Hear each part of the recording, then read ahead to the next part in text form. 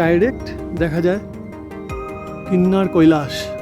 Bedroom থেকে একদম direct Kailash পর্বতের ভিউ পাওয়া যায়। দেখো আপেল, এই যে এরিয়াটা দেখছো তোমরা পুরো অ্যাভেলাঞ্চ এরিয়া, মানে যখন তখন পাথর পড়তে পারে, যা খুশি তাই হতে পারে আর কি, ধস নামতে পারে, যা কিছু।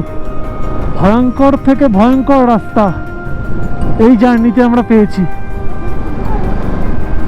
ভয়ঙ্কর থেকে ভয়ঙ্কর। দেখেছো পাথরগুলো, মানে মনে হচ্ছে পড়ে যাবে এক্ষুনি। গাছপালা নেই বললেই চলে, অক্সিজেন লেভেলও বেশ কম, কারণ গাড়ি উঠতে কষ্ট হচ্ছে, মানে অক্সিজেন লেভেল যথেষ্ট কম। Welcome to Spiti valley. Spiti ভ্যালিতে এন্টার করে গেলাম। Welcome to Nako village. অত্যন্ত সুন্দর গ্রামটা, অত্যন্ত সুন্দর। Good morning friends, welcome to my YouTube channel. আমার নাম রাহুল। তোমরা যারা আমাকে চেনো তাকে চেনোই, যারা জানো না তাদেরকে আমি বলি, আমি একজন বেঙ্গলি ইউটিউবার। আজকে তোমাদের কাছে একটা অসাধারণ ভিডিও নিয়ে আসতে চলেছি। টাইটেল আর থাম্বনেল দেখে তো বুঝতেই পেরে গেছো কোথায় এসছি না এসছি। তো এখন আজকে অন্তত আর আমি নিজেকে দেখিয়ে কিছু বলবো না, তোমাদেরকে কোথায় এসছি সেই জায়গা পুরো ভিউ দেখাবো। আরেকটা কথা বলি, যারা নতুন ভাবছো চ্যানেল সাবস্ক্রাইব করোনি, তারা প্লিজ করে নাও। তার কারণ তোমাদের জন্য দারুণ অসাধারণ অ্যাডভেঞ্চারাস ভিডিও আসতে চলেছে। আর যারা অলরেডি করে নিয়েছো তাদেরকে থ্যাংক ইউ। আর তারা তো আগের ভিডিওগুলো দেখেইছো কীরকম অ্যাডভেঞ্চারাস রোড দিয়ে আমরা এসেছি। এরপরেও প্রচুর অ্যাডভেঞ্চারাস ডেঞ্জারাস রোড দিয়ে আমরা যাব। আমি একটু হাঁপিয়ে যাচ্ছি, তার কারণ এখানে একটু হাইট বেশি, সিঁড়ি ভেঙে যেহেতু উপরে উঠলাম না, হাঁপিয়ে গেছি, তো ওই জন্য একটু দম নিতে কষ্ট হচ্ছে। বাট এখন ঠিক আছে, আস্তে আস্তে ছুটে এলাম ওই জন্য আর কি। তো চলো আর দেরি করবো না, তোমাদেরকে অসাধারণ কিছু ভিডিও, অসাধারণ কিছু সিনিক বিউটি এক্ষুনি দেখাচ্ছি, ওয়েট করো। আর আজকে আমাদের প্ল্যানিংটা বলে দিই। এখান থেকে আমরা বেরোবো 8টা সাড়ে 8টা নাগাদ বেরোবো। বেরিয়ে আমরা যাব নাকো হয়ে টাবোতে আমরা থাকবো, মানে আমরা স্পিতি ভ্যালিতে এন্টার করবো। এই রাইডটা আমাদের শুরু হয়েছে কলকাতা থেকে। 13 তারিখ রাত্রিবেলা শুরু করেছি। 13 তারিখ থেকে শুরু করে 13, 14, 15, 16 এখন অবধি আমরা এসে পৌঁছেছি কিন্নার কৈলাস। এই জায়গার জন্য আসার জন্য আমরা অধীর আগ্রহী ছিলাম। তোমরাও অনেকে এই জায়গার ভিউ দেখবে বলে এখনও আগ্রহ সহিত আছো। তো চলো দেরি করবো না, আমরা একটা বলে দিই কোথেকে কোথায় এসেছি। প্রথম দিন এসেছিলাম আমরা কলকাতা থেকে বেনারসের স্টে, তারপর বেনারস থেকে আগ্রা, ওখানে স্টে, আগ্রা থেকে চণ্ডীগড়ের স্টে, চণ্ডীগড় থেকে সিমলা থেকে সাংলা থেকে চিতকুল ঘুরে এসে আমরা আজকে মানে গতকাল রাতে স্টে করেছি হচ্ছে কল্পায়। এই হচ্ছে প্ল্যানিং। পুরো ভিডিও আমরা কীরকম গরমের মধ্যে দিয়ে কীরকম কষ্ট করে আমরা এই জায়গায় এসে রিচ করেছি, কীরকম মানে মাথা খারাপ করে দেওয়ার মতো ওয়েদার ছিল, কীরকম প্রতিকূল পরিস্থিতির মধ্যে দিয়ে আমরা রাইড করেছি, সেই সমস্ত ভিডিও দেখতে গেলে তোমাদের চ্যানেল সাবস্ক্রাইব করতে হবে। আর আগের ভিডিওগুলো দেখতে হবে, অবশ্যই দেখো। আর দেরি করবো না, তোমাদের ঝটপট কৈলাস কিন্নারের ভিউ দেখাই। আমরা যেখানে হোমস্টে নিয়েছি আর কি, আছি আর কি, সেখানে হচ্ছে এই জায়গাটা, এইখানে এটা আমাদের বেডরুম। এখান থেকে ডাইরেক্ট দেখা যায় কিন্নার কৈলাস। এই হোটেলের এই নাম হচ্ছে হোটেল কৈলাস ভিউ। আমরা সকালবেলা 5:30 নাগাদ উঠেছি, পুরো আমরা সানরাইজ হতে দেখেছি। কি দারুণ অসাধারণ অনুভূতি, তোমাদেরকে আমি বলে বোঝাতে পারবো না, তোমরা হয়তো ভিডিও দেখেও বুঝতে পারবে না। এখানে এসে পৌঁছালে তখন তোমরা বুঝতে পারবে। তোমাদের তাও আমি চেষ্টা করছি দেখানোর কোন জায়গাটা অ্যাকচুয়াল। দেখো এই যে পিকটা দেখতে পাচ্ছ, এই পিকটা, এই জায়গাটা এবার হয়তো দেখতে পাচ্ছ অনেকটা। দেখো চেষ্টা করলাম তোমাদের দেখানো জুম করে। হোটেল ওনারের সাথে কথা বললাম, এটাই শিবলিঙ্গ বলা হয়। আমরা ডিএসএলআর ক্যামেরা এনেছি, ওখানে ক্যামেরায় কিছু ছবিও তুলেছি। তোমরা ইনস্টাগ্রামে চাইলে ছবিগুলো দেখতে পারো, সেখানে পরিষ্কার দেখতে পাবে। ওখানে শিবলিঙ্গ পরিষ্কার দেখা যাচ্ছে। কী যে অনুভূতি তোমাদের বলে বোঝাতে পারবো না। আর চারিদিকে পাহাড় পুরো বরফে ঢাকা। দেখো gods on land, Himachal Pradesh. 5খানা Kailash পর্বতের মধ্যে এটা একটা কিন্নার কৈলাস। আরও 4খানা পর্বত আছে এরকম। তো মা পার্বতী আর মহাদেবের বাসস্থান তোমরা দেখলে নিজের চোখে। কেমন লাগলো অবশ্যই কমেন্টস করতে ভুলো না, জানিও কমেন্টসে সেটা।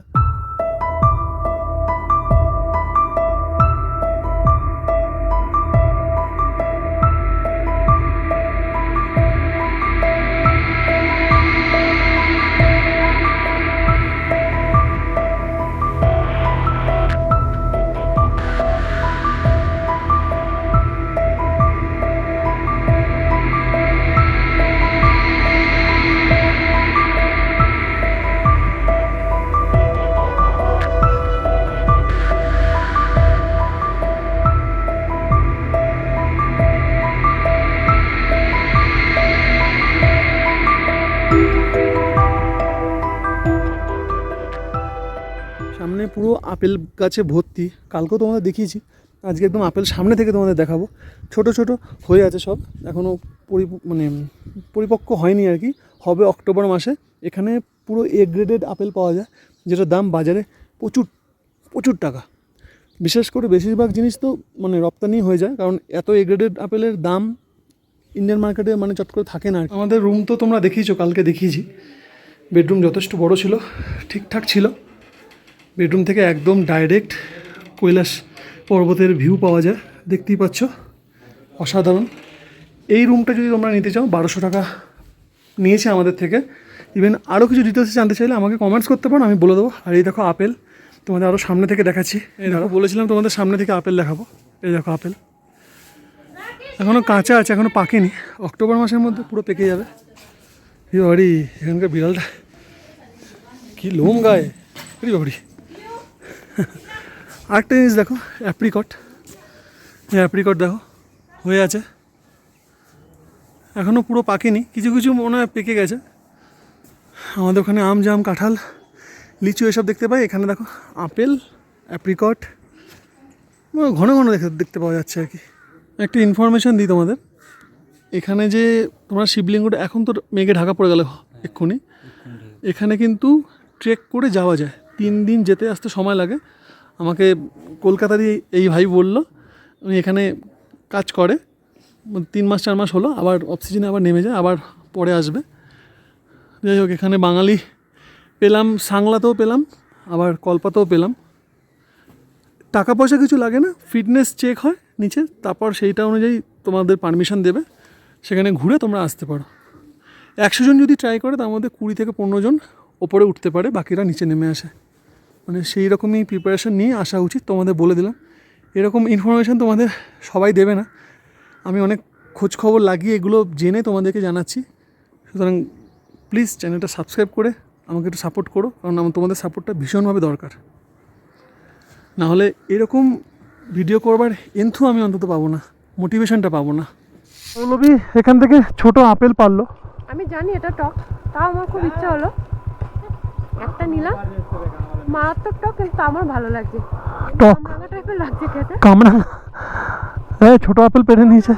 আমরা আমরা আমরা টক, আমরা টক, আমরা আরও টক হয় ওরকমই। আর আমি খেলাম তো ঠিকঠাকই, আমিও খেলাম, ওই ঠিক কাঁচা আমের মতো লাগলো আমার।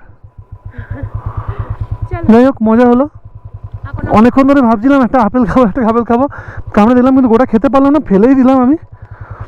পৌলবী তাও খাচ্ছে, মেয়েরা টক খেতে ভালোবাসে, টক ভালো পারে খেতে, আমরা পারি না। চল, হোটেল থেকে বেরিয়ে যাচ্ছি। আমাদের হোটেল একটু নিচে ছিল, বাইক যেতে কোনো অসুবিধা নেই, 4 হুইলার হলে এই রাস্তার এখানেই পার্ক করে দিতে হবে, তাই না? এবারে উইন্টার স্মৃতি করবো যখন, তখন আবার আসবো। তো আস্তে আস্তে বেরিয়ে যাচ্ছি, কৈলাস পর্বতকে টাটা বলে, মহাদেবকে টাটা বলে আসছি। হর হর মহাদেব, হর হর মহাদেব, ওম নমঃ শিবায়, ওম নমঃ শিবায়, ওম নমঃ শিবায়।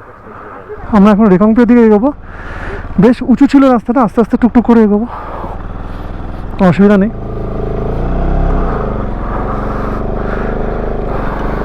এই দাদাও এসছে, হিমাচল থেকেই এসছে, ঘুরতে এসছে।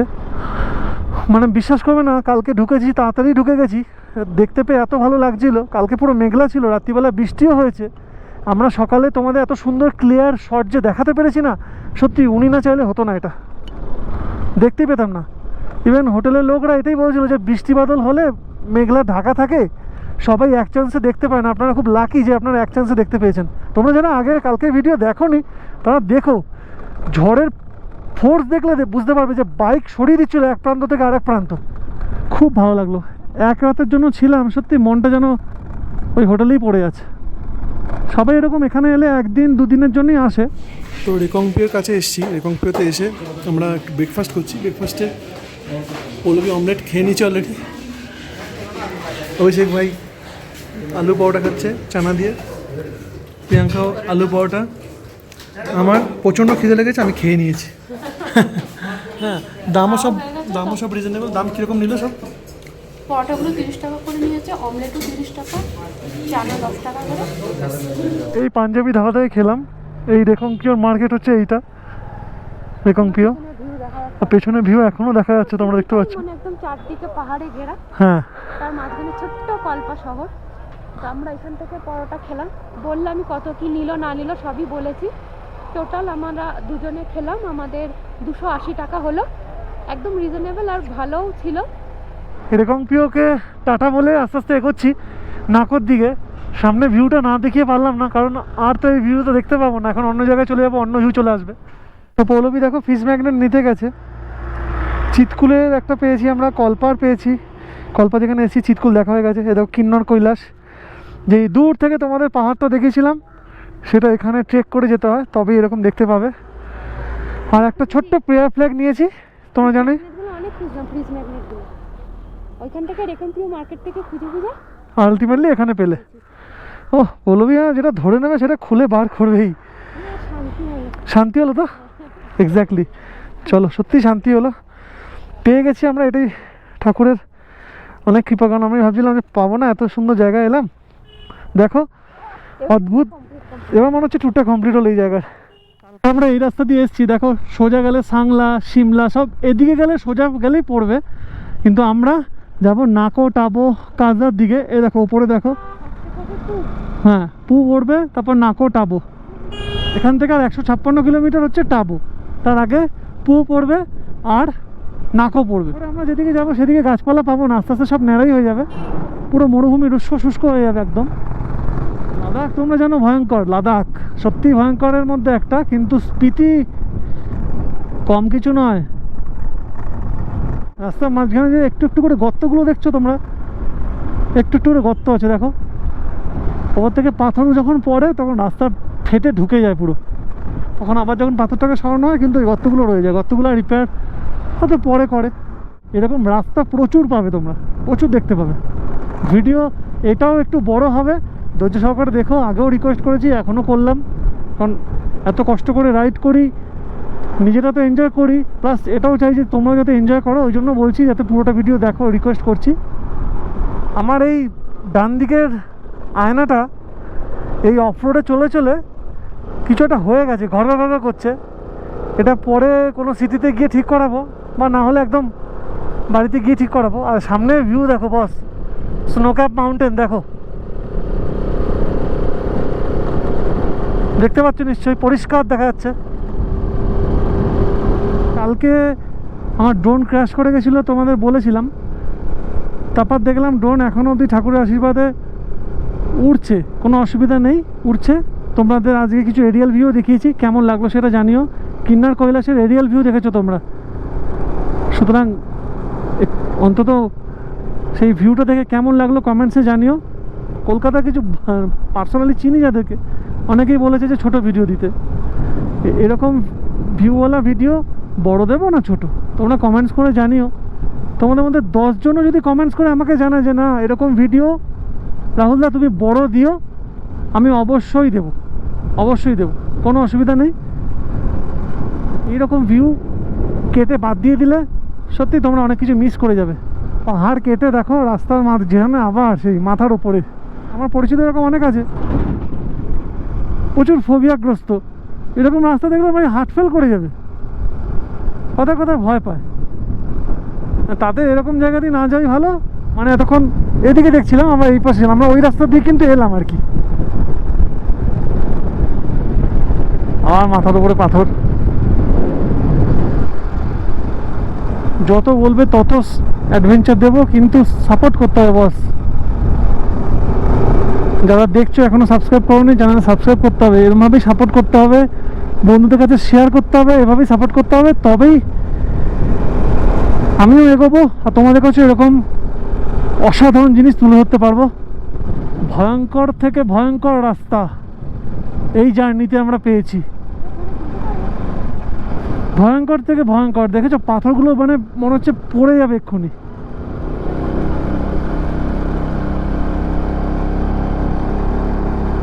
অত ভয়ঙ্কর রাস্তা তোয়াক্কা করে চললে হবে না, তাহলে এইরকম সিনিক বিউটি আমরা জীবনে দেখতে পাবো না। রাস্তা যত নাকর দিকে এগোচ্ছি তত ভয়ঙ্কর থেকে ভয়ঙ্করতর হয়ে যাচ্ছে। তোমাদের এই জন্যই বলেছিলাম আমি, যখন সিমলা থেকে বেরোচ্ছিলাম সাংলার দিকে এগোচ্ছিলাম, যে অ্যাডভেঞ্চার সবে শুরু হয়েছে। অ্যাডভেঞ্চার লাভার বাঙালিরা কমসে কম এখন তো ভাইটাকে একটু প্রমোট করে দাও, আমার চ্যানেলটাকে একটু বন্ধুদের মধ্যে শেয়ার করে দাও, তবে না আমার এরকম পরিশ্রমটা সার্থক হবে। যাই হোক, আমরা এখন পুরো থেকে 20 কিলোমিটার দূরে আছি। রাস্তার ভিউ এটাই বলতে পারি যে এই ভিডিওটা 40 মিনিটের বেশি হবেই, তার কারণ ক্যামেরা বন্ধ করা যাচ্ছে না,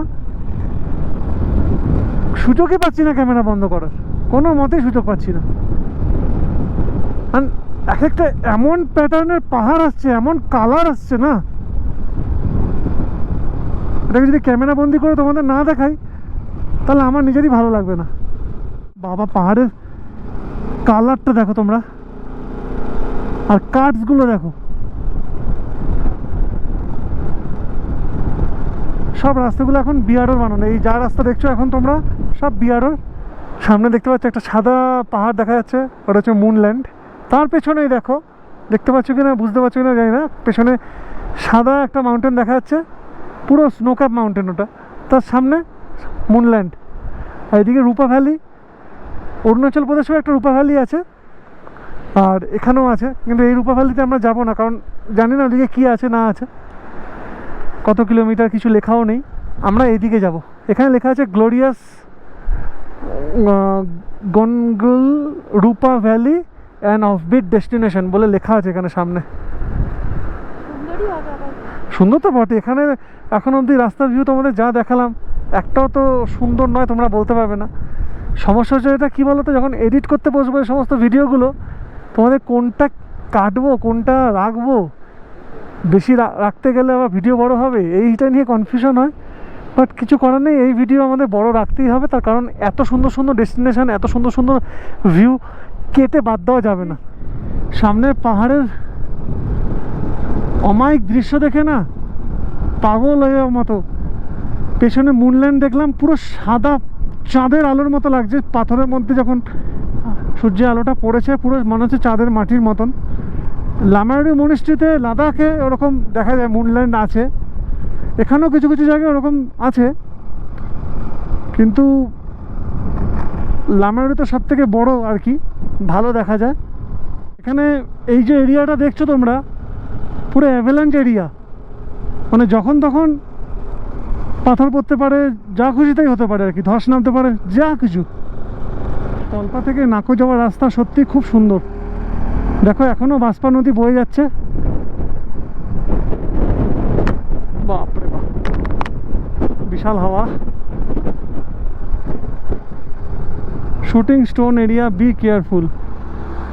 তো আমরা পুতে জাস্ট ঢুকলাম, পুতেই পেট্রোল পাম্প আছে, তারপর সেই কাজায় যতটা তেল আছে যথেষ্ট, তাও যতটা ফাঁকা হয়েছে ভরে নিচ্ছি, তার কারণ এরপরে আবার সেই কাজায়, কারণ পেট্রোল পাম্প কম এর মধ্যে, যতটা ফাঁকা আছে ভরে নিচ্ছে আর কি। স্পিতি ঢোকার মুখে চেকপোস্ট পড়েছে, চেকপোস্টে নাম এন্ট্রি হবে, ঠিক ঠিক যেরকম তোমার সিমলা যাওয়ার সময় হয়েছিল, ঠিক সেম অ্যাজ ইট ইজ। তোমরা এখন যেটা দেখতে চলেছ সেই ভয়ঙ্কর ক্লিফ হ্যাঙ্গার, শুধু এই ক্লিফ হ্যাঙ্গারের জন্য বিশ্বাস করবে না, প্রচুর বাইকার্স, প্রচুর লোক স্পিতি ভ্যালিতে আসে শুধু এই ক্লিফ হ্যাঙ্গারটা দেখবে বলে। তার কারণ কেন জানো? তার কারণ হচ্ছে এই জন্য, দেখো এই জন্যই লোকে স্পিতি ভ্যালি আসে। রাস্তার এই পার অব্দি চলে এসছে পাথরটা, ভয়াবহ কিন্তু বিউটিফুল।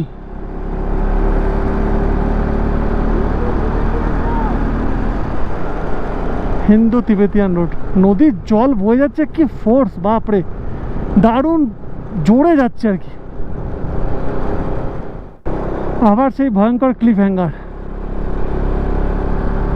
কিভাবে কেটে যে বানিয়েছে না পাহাড়টা, মানে কিভাবে বানিয়েছে রাস্তাগুলো, সত্যি দেখো পুরো বাড়ির ছাদের মতো হয়ে ঝুলছে পাথরগুলো। কারণ গাড়ি উঠতে কষ্ট হচ্ছে, মানে অক্সিজেন লেভেল যথেষ্ট কম।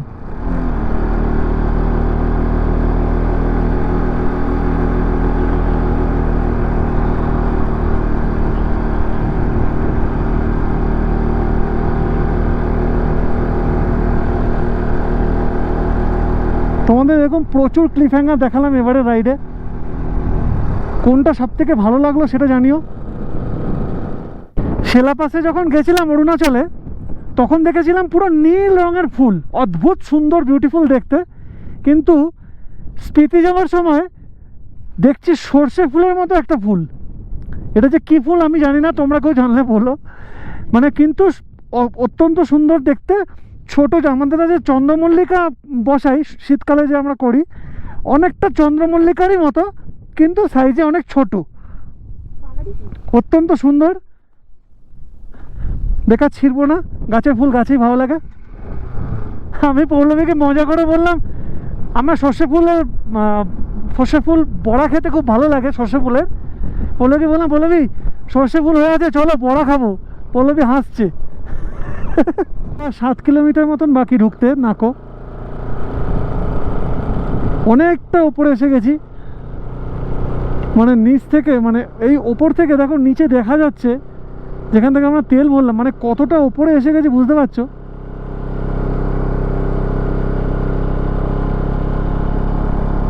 আর ওপরে দেখো বরফ ঢাকা পাহাড়, বেশ ঠান্ডা লাগছে। যখন রোদ্দুরটা গাঢ় হয়ে যাচ্ছে, যখন ছায়া পড়ছে, তখন কিন্তু বেশ ঠান্ডা লাগছে। পরে দেখেছো কত বরফ আছে। যত বাইকার্সরা এখানে এসছে তারা সবাই এখানে কি সুন্দর ছবি লাগিয়ে গেছে, দেখো সব বাইকার্সদের ছবি, সব স্টিকার লাগানো ভর্তি। এখানে একটা ইন্টারেস্টিং জিনিস দেখলাম, সেটা হচ্ছে বাঙালিদের, দেখো চলো যাই নিজেরাই স্পিতিটি 4 জুন 2024 এরা স্পিতিতে এসেছিল, মানে রিসেন্টলি এসছে আর কি, এসে গেছে। তো ফাইনালি অভিষেকের সাথে দেখা হয়ে গেছে, অভিষেক পেয়ে গেছে আমাদের। ওরা বললো যে আমরা নাকি কোনো একটা পয়েন্ট মিস করে চলে এসেছি আর কি। বুঝতে পারলাম না, মানে এত প্ল্যানিং করলাম, কোন রুট মিস করে গেছি বুঝতে পারছি না। কোন রুট মিস করে গেছি অভিষেক বললো না? হ্যাঁ, মানে কোনো একটা পয়েন্ট মিস করে গেছি। কারণ যা জোর খিদে পেয়েছে না, আবার শরীর চলছেই না। কারণ ওই যেখানে আমরা ব্রেকফাস্ট করলাম সেখান থেকে এখন অবধি মাঝখানে একটা খাওয়ার দোকান পাইনি, কিচ্ছু পাইনি। এসছি আমরা ভ্যালি ভিউ হোমস্টে নাকো, এখানে লাঞ্চে অর্ডার দিয়েছি, চাউমিন দিয়েছি, ভাত আর রাজমা, লোকাল পাহাড়ি রাজমা। এটা 150 টাকা, এটা 150 টাকা, টোটাল 300 টাকা শুধু লাঞ্চ। এখন থেকে শুরু হয়ে গেল খাবারের দাম বাড়া, কারণ এরপর থেকে যেখানেই খাবো খাবারের প্রচুর দাম, পরিষ্কার কথা। কিছু করার নেই, কারণ এইসব দুর্গম জায়গায় খাবার আনা, ইম্পোর্ট এক্সপোর্ট যথেষ্ট মানে খরচা হবে করে। গ্যাস সিলিন্ডার এখানে দাম 1,500 টাকার উপরে প্রায়। ঠিক আছে, কিছু করার নেই। 2018 সালে যখন লাদাখ করেছিলাম তখন এরকমই পেয়েছিলাম, দাম বেশি সব খাবারে। এখন অবধি সেরা খাবার পেয়েছি হচ্ছে সাংলাতে, যেহেতু বাঙালি হোটেল ছিল। আর পেয়েছি কলপায়, ওখানেও বাঙালি পেয়েছি রাঁধুনে। বাঙালি রাঁধুনে থাকলে রান্নাটা তো ভালো হবেই, জানা কথা। আর দেখো ক্যাফেটা হচ্ছে এইখানে, ক্যাফের ভেতরে আমরা ছিলাম, সেখান থেকে ভিউ হচ্ছে ঠিক এইরকম, ক্যাফে থেকে ভিউটা এরকম। আর এখানে দেখো আপেল গাছ আছে এখনো নিচে। তো এখানে বসে আমরা খেলাম, তোমাদের দেখিয়েছি। আর এই হচ্ছে ভিউ এখান থেকে নাকো ভিলেজে। এখানে রান্না হয়, কত কোল্ড ড্রিঙ্কস দেখো। চলিए आंटी जी आते हैं, बाय, नमस्ते। চলো আন্টি জিকে টাটা বলে দিয়েছি, বাই বলে দিয়েছি, আস্তে আস্তে বেরোই। এই ক্ষুধার্ত মানুষদেরকে খাবার খাইয়েছে, খুব খুশি আমি ভাই। খাবের পর থেকেই স্পিতি ভ্যালি এন্টার হয়ে যায়। যখন থেকে এন্টার হয়েছি তারও 10-15 কিলোমিটার আগে থেকেই এরকম ডেজার্ট শুরু হয়ে গেছে, যেন মনে হচ্ছিল মানে স্পিতি শুরু হয়ে গেছে। তাই জন্য আমি একটু কনফিউজই হয়ে যাচ্ছিলাম, কারণ প্রথম আসছি। Welcome to Nako village. আমরা নাকো ভিলেজের ভেতর ঢুকছি, তার কারণ আমরা লেকটা দেখব। নাকো ভিলেজে আমরা ঢুকেছি, অত্যন্ত সুন্দর গ্রামটা, অত্যন্ত সুন্দর, কি সুন্দর চাষবাস হচ্ছে, শান্ত নিরিবিলি, সমস্ত লোকজন খুব হেল্পফুল। আমরা নাকো লেক যাবো জিজ্ঞাসা করলাম, 2-3জন এসে মানে হেল্প করে দিল। এখানে অনেক টেন্ট করা আছে, সুন্দর কি সুন্দর ফুল লাগানো আছে চারদিকে, পেছনের ভিউ তো অসাধারণ, ছেড়েই দাও। অভিষেকরা এদিক দিয়ে উঠতে গিয়ে এই এখানকার হিমালয়ান আন্টিরা রাস্তার মাঝখানে বসেছিল, ওনাদেরকে দেখে অভিষেক ব্রেক মারতে গিয়ে ব্যাকফল হয়ে পড়ে গেছে, বাট কোনো চোট লাগেনি ঠাকুর। তো তোমাদের সামনে এখন দেখতে পাচ্ছ তোমরা নাকো লেক, লেকের জল, গ্লেশিয়ার থেকে জল যেগুলো ওয়াটারফলসগুলো আসছে আস্তে আস্তে আস্তে আস্তে করে এখানে এসে লেকে জমা হচ্ছে, সেটাই লেক হয়ে গেছে। এখানে বোটিংও করা যায়, নাকোতে আরামসে স্টে করা যাবে, কোনো অসুবিধা নেই। যদি টাইম তোমাদের হাতে এক্সট্রা থাকে তোমরা এসে আরামসে স্টে করতে পারো, স্টে করে রিল্যাক্সে মজা করে এরকম ভিউ দেখবে, লেকে বোট রাইড করবে, এই যে বোট, আর ওখানে উপরে টেন্ট দেখালাম, টেন্টে স্টে করবে। কেমন লাগলো নাকো লেক? ভালো।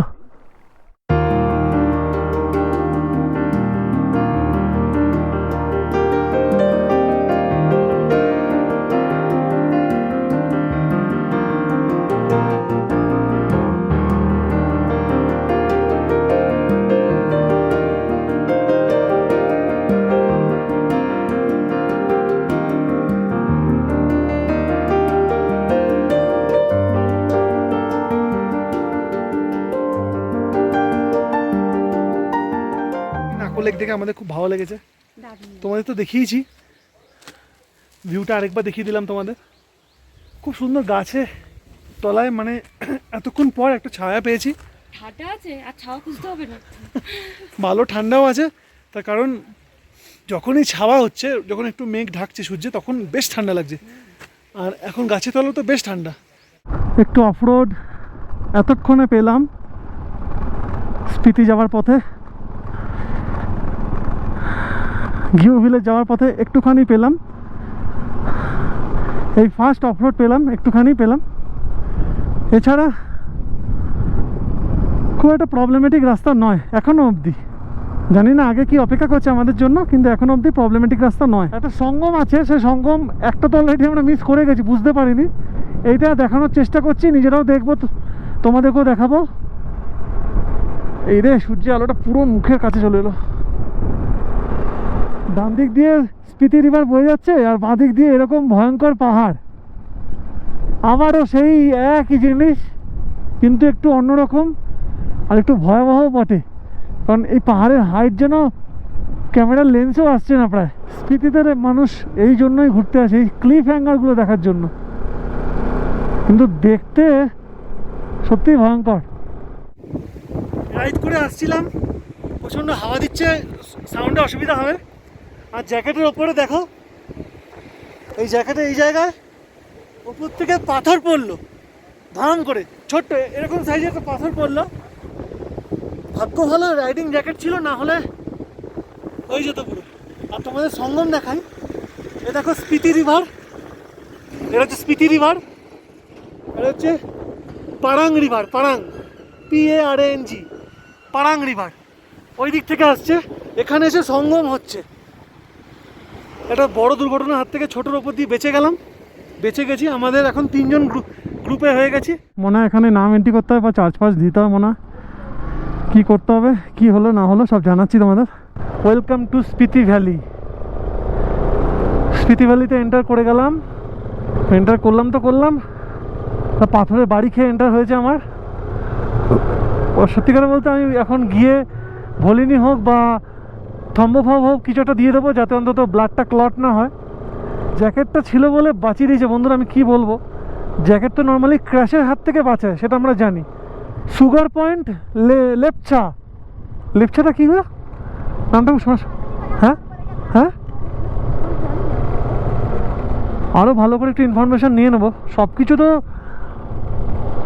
গুগল থেকে দেখে করা সম্ভব না, কারণ এখানে এসে অথই সমুদ্রে পড়ার মতন কত কিছু আছে দেখার। যেরকম আমরা কলকাতা থাকি, সব কিছু কি কলকাতা দেখে কমপ্লিট করতে পেরেছি?